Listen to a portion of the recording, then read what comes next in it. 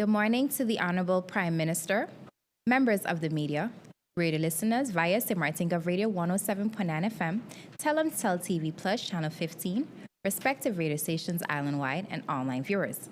I'm Rolika Roach, and welcome to the live Council of Ministers press briefing for today, Wednesday, February 7, 2024. At this time, I would like to invite the Honorable Prime Minister and Minister of General Affairs, Sylvia Jacobs, to address you. Prime Minister Jacobs, you have the floor. Thank you very much, Ms. Roach. Good morning to you. Good morning to the members of the press here present, as well as those following via various media. Good morning, of course, to my hardworking crew of Department of Communications. Thank you. Without you, of course, we couldn't be having this broadcast. And of course, good morning to the people of St. Martin tuned in. First of all, let me highlight something that has already been published on our Facebook pages, but I think this is another medium that more people will tune into. We recently had a stagiaire, we call an intern here at the Department of Communications, Mr. Laval Dacris, and he is being highlighted this morning by me because I saw his exemplary work in the weekly press briefings as well as during all of the different activities. He is a student from St. Martin studying in the Netherlands and made good use of an opportunity to do his internship here. He did an excellent job, and I would like to congratulate him as well as the Department of Communications for affording him this opportunity, as well as to encourage other students, both here and abroad, to ensure that they make use of such opportunities to grow in their experience and skills and competencies by applying for internships, not only here in government, but also in the private sector. It gives you the type of, it's not something that you're going to look at the pay to say, hey, is it worth it? It's the experience that you gain, and it shows you also other aspects of contributing to the development of this country. So once again, congratulations, Laval. I'm hoping that you hear this, but I know that you are appreciated and everything that you did and all that you learned. Hope to see you back when you're done. As we all know, we recently had our parliamentary elections. I would like to take this time to congratulate the 15 members of parliament-elect who were successful in attaining a seat with the various parties. That was a result of our January 11th, 2024 election. The voice of the St. Martin people has been heard, and so as we know, it's spread across quite a few parties, and it will be finalized hopefully within short. This Saturday, the new parliament will be sworn in, and as of that date, that starts at 9:30 a.m. at the cabinet of the governor of St. Martin, and as a result of that, we will then have a new parliament. A transitional from government's perspective, I must also congratulate my colleagues. 4 of the sitting members of parliament have been re-elected to parliament, and so will be then sitting in 2 seats as of Saturday. That is legally allowed, so let me just dispel any concern that there may be about that for 3 months maximum. This gives the formateur and the governor the opportunity to finalize the process to swear in a new government. There's been a lot said, I've noticed, in the press over the past few weeks as to what that entails. Let me just explain from government's perspective. We are continuing with the works. We've received a notification from His Excellency Governor Ajamu Bailey, wherein it clearly, after we submitted our resignations, wherein it clearly states what can and cannot be done. The fact that I have noted that some have even mentioned the word a lame duck government is completely erroneous. The government and governance of our country continues unabated. We cannot stop governing because it is service to the people. And as such, any and all policies, let me be very, very clear, not go off script here. We must provide clarity on what items are to continue to be handled and processed, and which items fall outside the scope of the going concern. We believe that this clarity will enhance efficiencies and address any concerns that stakeholders may actually have due to the caretaker status that this current Council of Ministers now has. Items that are to be processed and finalized within the scope of going concerns, which was mentioned within His Excellency's briefing to us, our advices, such as any activities, policy documents, and legislative pieces that were initiated in 2023 or earlier, invoices for contracts entered into before or during 2023, all SLAs and contracts that were already in the advisory process during or before the elections took place, urgent matters that have developed in 2024, whereby the handling of such cannot be delayed due to whatever circumstances may then arise, and the execution and further implementation of all country reform measures connected to the projects and the projects connected thereto, as well as the projects of the trust fund that are being executed by our National Recovery and Program Bureau, NRPB, as well as the government of St. Martin, together with the World Bank. Also, to continue are any appointments and ongoing HR matters that affect the legal position of employees, where the process was initiated in 2023. Again, anything for 2024 would, of course, require that it is urgent and cannot be delayed. We are, as a council and the government workers, are all allowed to attend conferences, events, and other needed business-related travel that was already scheduled in 2023 or that has a yearly recurring And any allocation of funds for necessary expenditures and granting of ongoing and new structural subsidy requests will be continued to be handled. So, as you all know, the budget of 2024 has been much talked about as well. That was approved in our Council of Ministers just yesterday. It was ready to go before, but we wanted to ensure that it is handled by the incoming Parliament so that there's no discrepancy. So hopefully that will be one of the first legislative pieces that will be handled by the incoming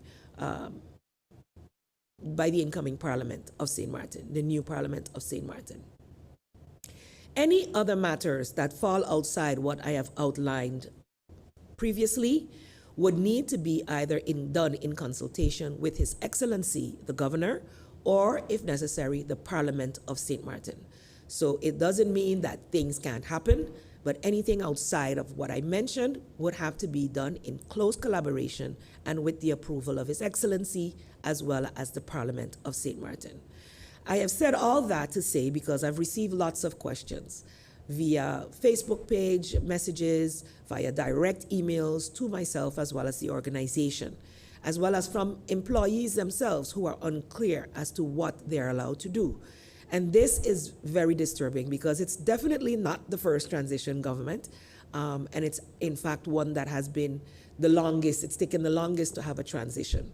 So definitely a transition document is being prepared, but before I go into that, the persons who have applied have already been notified that they've been selected for positions.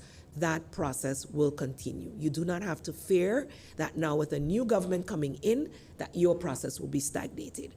I think sometimes when people make very public statements without understanding the impacts of it on the daily lives of different people, that can create very much a cloudy situation for them. So I felt it necessary to clarify that.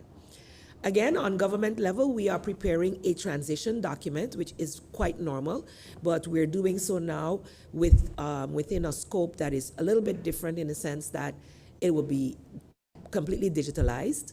There is a template that has been shared via the Secretary General's platform to all Secretary Generals. Thus, it is being prepared within the organization so that all incoming members of the new Council of Ministers, as well as even the Parliament, would have a clear understanding of the status of events, where we are now, what can be continued, what is ongoing, especially with the going concerns related to the reforms, related to the trust fund projects and ongoing policies within government that are in transition at the moment. Let me see if I covered that. Yes. And if you pay attention to the schedule that is being put out, there's an onboarding program that is being prepared by the Parliament. So several presentations will be made on trainings will be given as to the operations of Parliament, but also from the High Councils, as well as my person being invited to give a full update to the Parliament on the country measures, country reform measures, as well as on the projects in the trust fund. And there's a third one, 1, 2, 3. Oh, what's being handled within our international relations as well as kingdom relations. So as Prime Minister, I then would have to, juggle where I'm sitting, but definitely where the presentations from government are concerned, I will be on the presenting side. So that is to update, and all who would want to tune in to Parliament sessions, for those, they would be then, of course, hopefully they will be broadcast publicly.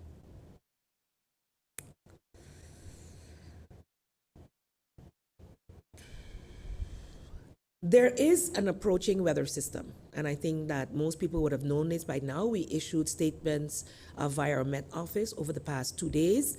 I've received a recent update from Mr. Isaac, the head of the Meteorological Department of the government of St. Martin, who stated the following: over the past few days, the Meteorological Department has been monitoring weather associated with a frontal boundary located west of our region. This system has been generating quite some strong wind and elevated seas across our local area, for which advisories have already been issued.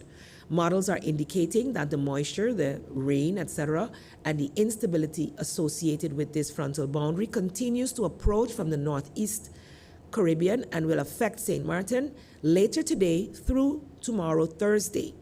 As such, cloudy skies will prevail, widespread showers, so there will be quite some rain, and isolated thunderstorms are expected to begin affecting the island this afternoon and will continue tonight. So the citizens of St. Martin are asked to, of course, continue to be vigilant. Our government regulated services are already monitoring the levels of the pond, etc., to ensure that no unnecessary flooding will take place. But as we know, when we have heavy rainfall, there are the usual flood-prone areas. So, of course, if you live near those, you should know that already. And further advisories for flooding, etc., will be issued later today, and government will be taking the necessary steps, as usual, to guide the public accordingly. So stay tuned to our various media services, including the Department of Communications, our Facebook, and other social media pages for updates as it relates to that. And with that, Rolika, I will pause. If there are any questions, I will be taking those at this time. Thank you, Prime Minister Jacobs, for your opening remarks. If you've just joined us, you are watching the live Council of Ministers press briefing for today, Wednesday, February 7th, 2024. We now move over to the question and answer session, and I would like to invite Mr. Emily of Island 92 Radio. You have the floor. Good morning. Good morning, Prime Minister, and thank you for being here. In the past several conferences that I've been, you've been the only person here, and I think the transparency is a good thing. It would be nice to have some of the other ministers here because we do have questions for them. A question for you. You mentioned that government is in the process of preparing its transition document. From my experience in the past, those documents have been really an internal document. Would government consider making a more public version and perhaps have sections that would be confidential? Because I think that it's important for the public to understand what state of government you're handing over. And I think it's also politically wise that the incoming government can't say, well, this was done before, etc. So would you consider, from a government perspective, producing a more public version of a transition document?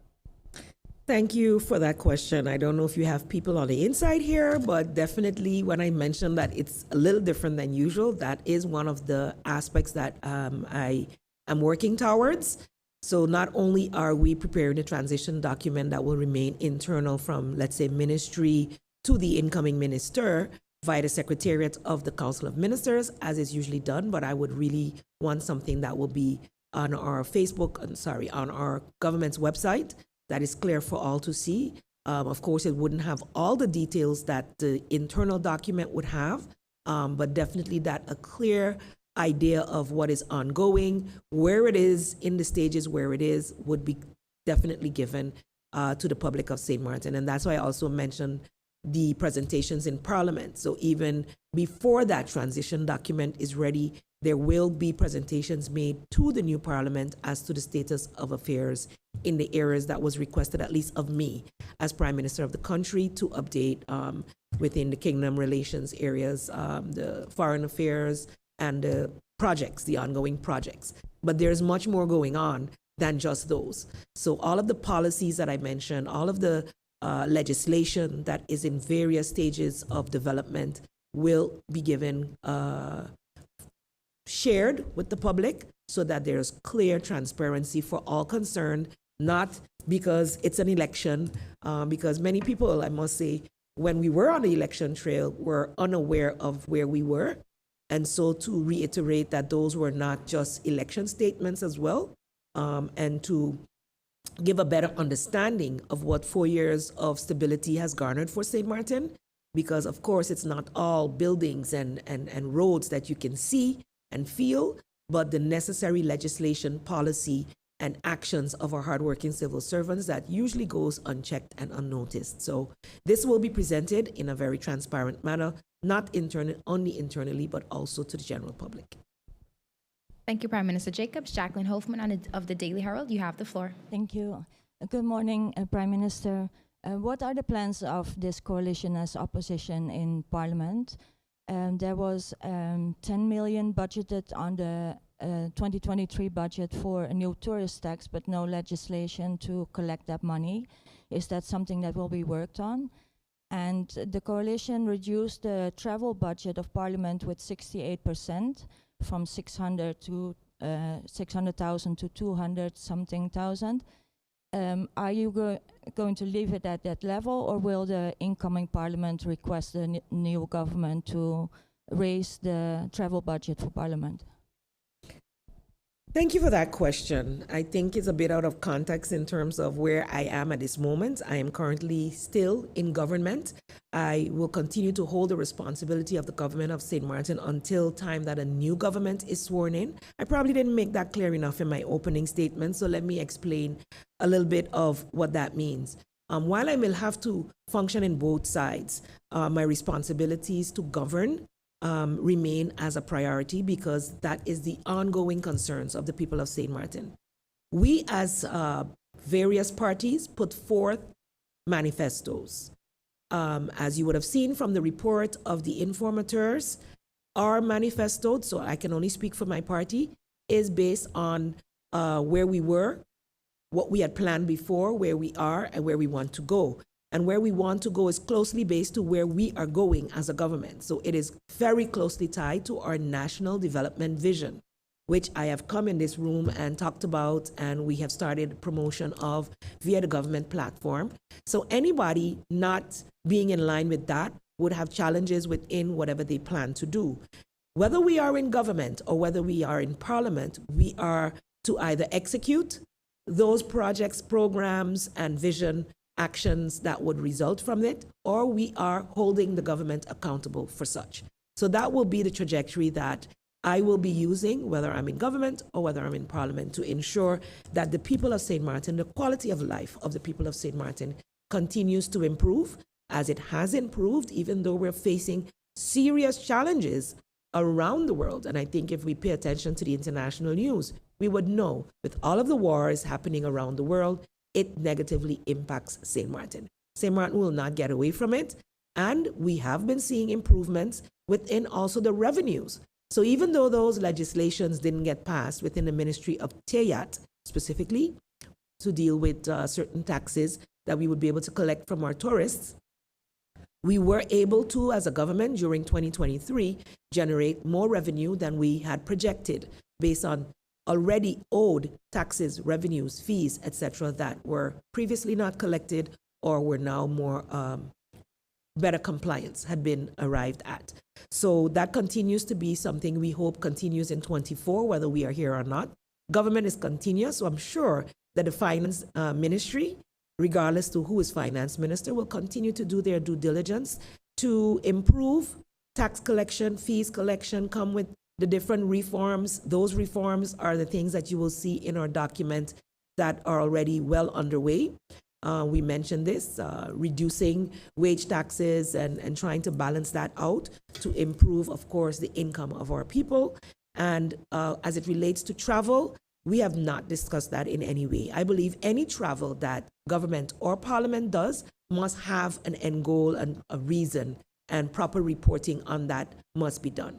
So I look forward to being able to serve at whichever station, whether here in government or in parliament, which I will be forced to do for the next couple of weeks anyway, or as long as it takes for a new government to sit. Thank you. You're welcome. Thank you, Prime Minister. Thank you, Jacqueline. We now move on to the second round. Mr. Lee, you have the floor. Prime Minister, you mentioned that the 2024 budget is in progress and would probably or hopefully be one of the first discussions for the new parliament coming in. So just for clarity, and I know this government worked hard for the capital improvement budget, is that something that's included in that 2024 budget?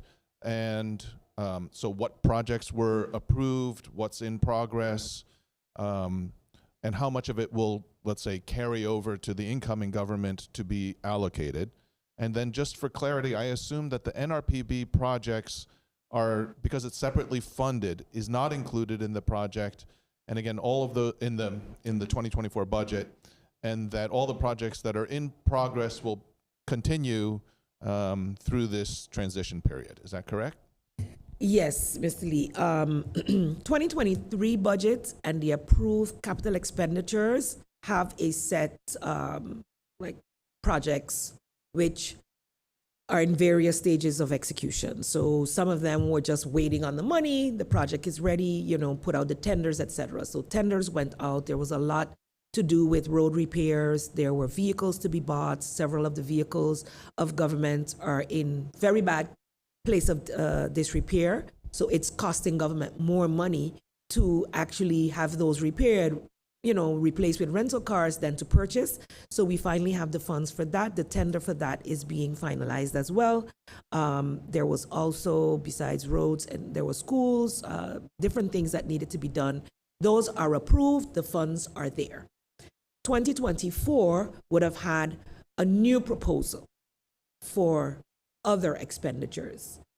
It will now be whether the new parliament, because we cannot now count on the support of parliament, we cannot delay the handling of budget because that's a legal requirement. So that is something that has to be handled, was prepared in advance of the transition of government. But because 2023 budget amendment was approved so late, we had to delay 2024.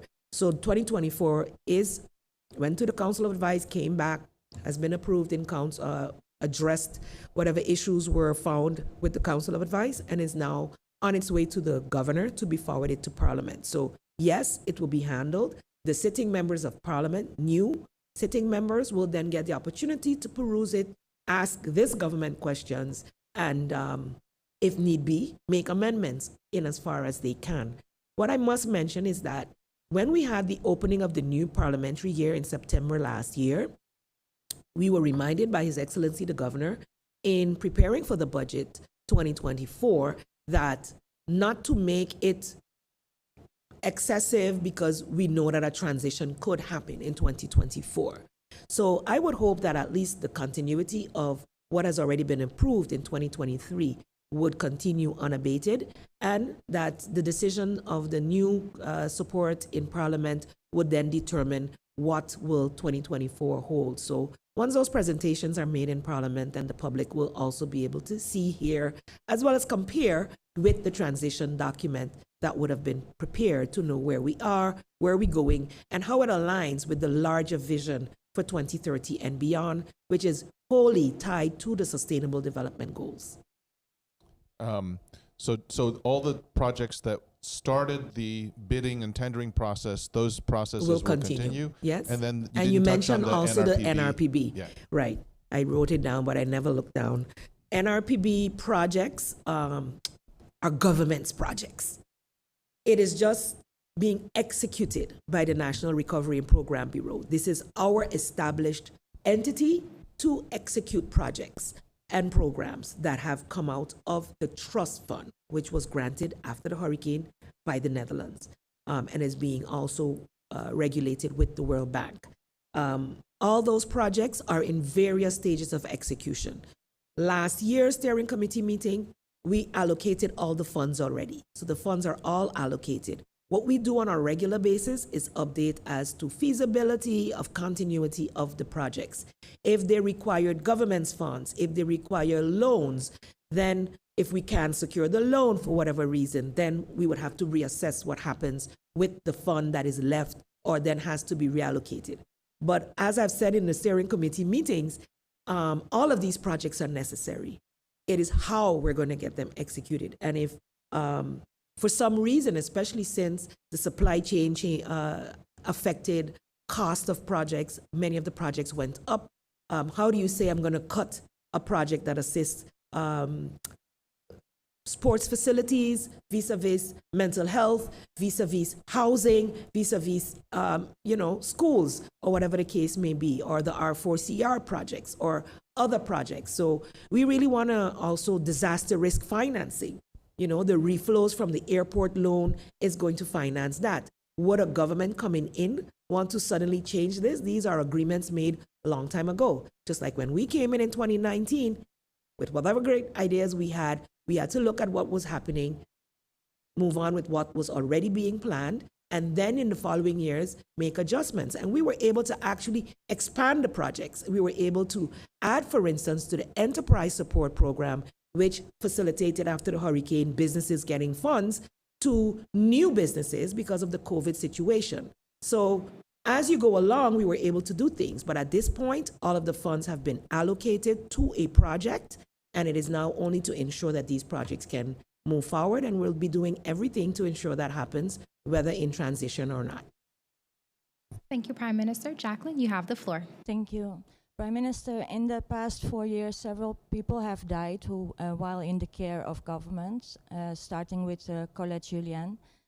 On November 15th last year, the Medical Disciplinary Board ruled that the treating psychiatrist who works under a government mandate is responsible for her death.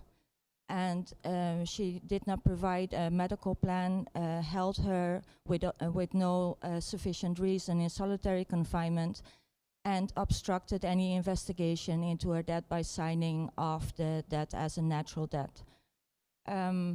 You have received a letter from her lawyer, also the Minister of Justice and the Minister of VSA, being held liable as government. And the Mental Health Foundation also received a letter separately. Have you responded to the letter that was sent to you? Are you willing to pay, are you going to pay damages to the family? Can you please repeat the name of the person you mentioned? Colette Julien. Sorry? Colette Julien. Colette Julien? Yes. She was 42 and she was found dead in the Mental isolation cell of MHF. Okay, so first of all, I would like to dispel the inkling that people have that as Prime Minister, I am in charge of everything. I am not. First of all, this is whether it's a mental health, Ministry of Health, public health and prosecutor challenge. If anyone has an issue in the manner in which someone passed, there is a road they have to walk via making the necessary claims at the prosecution's office. If the prosecution does its investigation, then whatever has to be done from a government perspective will be done.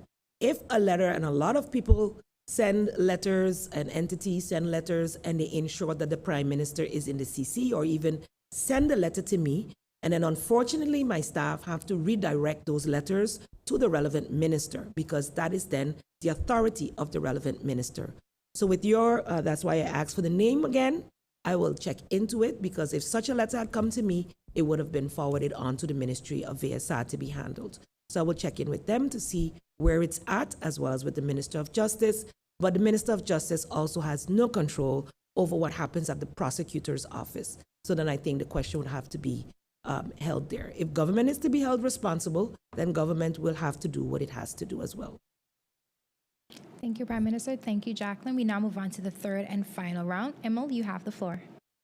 Prime Minister, I believe the correct term is redundancy pay, that the outgoing ministers and members of parliament, depending on their time of service, receive payment for a period of time. It used to be, I think, that if you served a year, you got a year pay.